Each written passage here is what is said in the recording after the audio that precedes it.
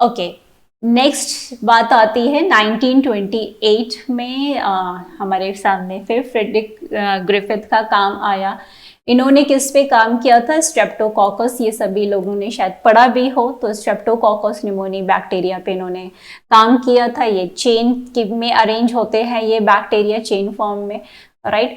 तो दो प्रकार के होते हैं, एक स्मूथ होता है, एक रफ होता है।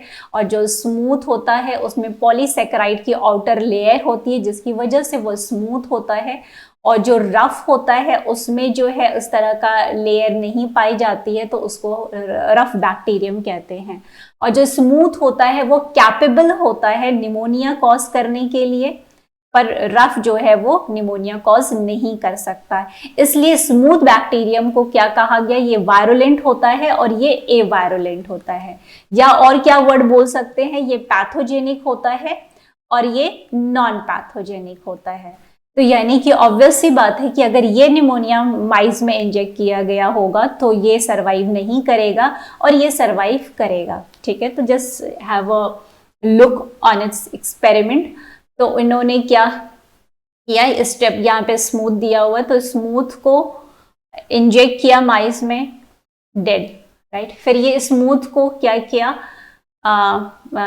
रफ में कन्वर्ट किया, तो इंजेक्ट किया, इट वाज अलाइव, राइट। और जो स्मूथ को जब हीट किल्ड करके फिर इंजेक्ट किया तो भी देखा अलाइव, राइट। तो और फिर इन दोनों के कॉम्बिनेशन को, सॉरी स्मूथ, यहाँ पे एक वर्ड मैंने गलत बोल दिया, smooth means a kind of mutation जहाँ पे स्मूथ का फॉर्मेशन नहीं हो रहा है। रफ मीन्स ये रफ की बात हो रही है कि स्मूथ, इसी स्ट्रेप्टोकोकस स्मूथ बैक्टीरिया में कुछ म्यूटेशन हुआ, तो रफ जो बैक्टीरियम था वो इंजेक्ट किया गया तो वो अलाइव था, राइट।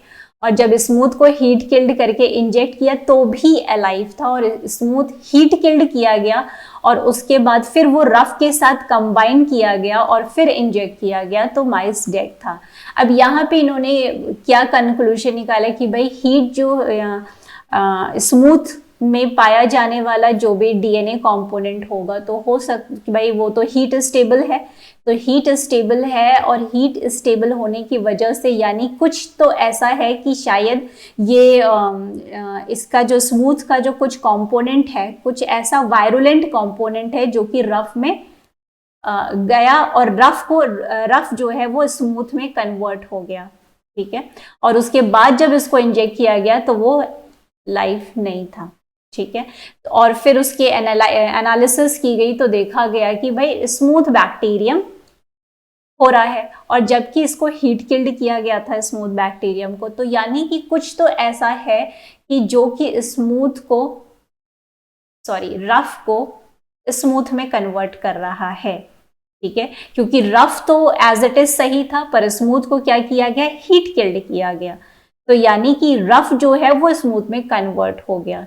ठीक है, तो एक्चुअली में जो मेजर ट्रांसफॉर्मेशन के लिए डीएनए ही रिस्पॉन्सिबल है, ये बात बहुत ज़्यादा क्लियर नहीं हो पाई, राइट। बट ये एक्सपेरिमेंट था जो कि एक तरह से कह सकते हैं बैकबोन बना किसके लिए, जो नेक्स्ट, क्योंकि अब देखिए यहाँ पे बात आ गई थी ये 1928 पर फिर भी पूरा डिलेमा कंडीशन था, क्योंकि कुछ लोगों का कहना था भाई ये डीएनए नहीं हो सकता है कुछ प्रोटीन का कंटैमिनेशन हो जाए, क्योंकि उस ज़माने में इतनी प्योरिफिकेशन टेक्निक भी नहीं अवेलेबल थी कि पूरा डीएनए ही है, ये श्योरिटी हो जाए कि जो स्मूथ का जो है वो डीएनए जो है, स्मूथ का डीएनए रफ में चला गया जिसकी वजह से आर जो है स्मूथ में कन्वर्ट हो गया।